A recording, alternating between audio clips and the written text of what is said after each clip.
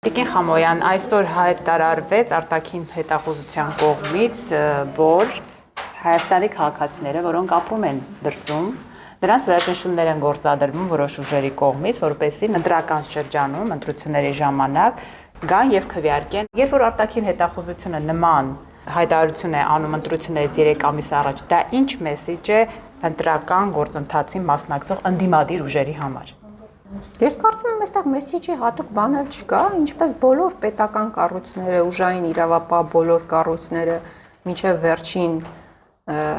աշխատակից, այսպես ասած, զբաղված են ընտրական process-ներով, զբաղված են Նիկոլ Փաշինյանի իշխանության վերարտադրությամբ։ Ես ձեզ ուզում եմ հիշեցնել, սա այն նույն արտաքին հետախուզական ծառայությունն է, որը 2026 թվականի իր զեկույցում կանխատեսել էր, որ Իրանում իրավիճակի վատթարացումը իր բացասական ազդեցությունն ունենալու Հայաստանի Հանրապետության վրա, քանի որ այսօր պատրաստում էի նաև եւս մեկ անդրադարձ անել այդ հայտարարությունից հետո, հիմա տեսեք ինչ անվտանգային խնդիրներ է թվարկում արտաքին հետախուզական ծառայությունը, որ կարող է առաջանալ Հայաստանի Հանրապետության վրա այն ժամանակ, երբ որ Նիկոլ Փաշինյանը Պերաշկի կուկուռուզ փարթիներ անում ավտոբուսի մեջ։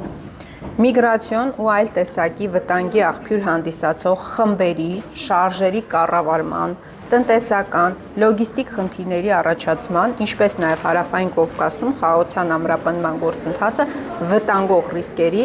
բազմազանեցման առումով Իրանում անկայունությունների աճն էլ ավելի կընդլայնի Հայաստանի անվտանգային ռիսկերը։ Դուք տեղյակ եք, որևէ միջոցառում նախաձեռնել է իշխանությունը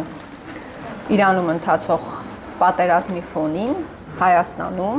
գործողությունների մասով։ Փաշինյանն ասում էր 1 տարի առաջ մենք գիտեինք եւ արդեն միջգերատեսչական խումբ ենք ստեղծել։ Այո, Փաշինյանն նաև ասում է, որ քան որ ինքը Պերաշկերուտում ավտոբուսի մեջ Դուբայի շեյխերը մտածեցին, որ այս ինչ լավ բան է, լավագույն քարոզչական միջոցն է ցույց տալու համար ժողովրդին, որ ամեն ինչ լավ է ու հանգիստեղ եք, դրա համար գնացին Դուբայի մոլում կոֆե խմեցին իրանք, դա էլ է ասում Փաշինյանը։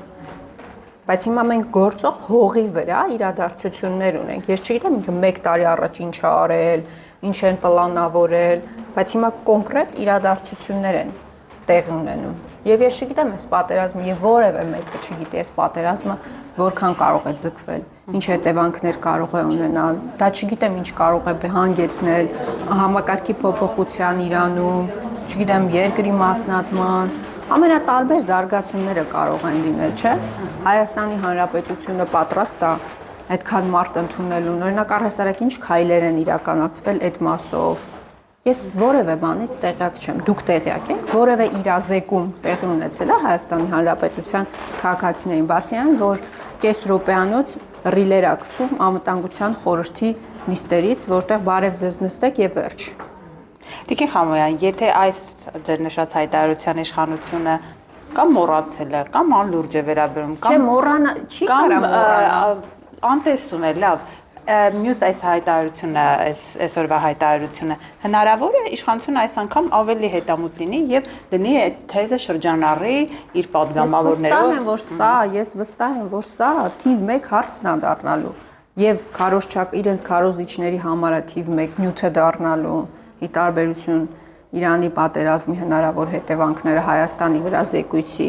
Բնականաբար դա այդպես է լինելու, բայց ես նաև ուզում եմ հույս ունենալ, որ Քրիստինե Գրիգորյանը սրանով ուզում է պարզապես Նիկոլ Փաշինյանի ուշադրությունը գրավի դեպի իր կառույց եւ այն զեկույցներ, որոնք ինքը պատրաստել է։ Ես ուզում եմ այդպես մտածել, հույս ունենալ, որ ընդամենը սա ուշադրություն գրավելու միջոց է, բայց ակնհայտ է նաև, որ այս իշխանություններին Նիկոլ Փաշինյանին բացառապես մի բան է հետաքրքրում, դա իշխանության վերարտադրությունն է եւ բոլոր քայլերն ու գործողությունները ելնում են դրանից։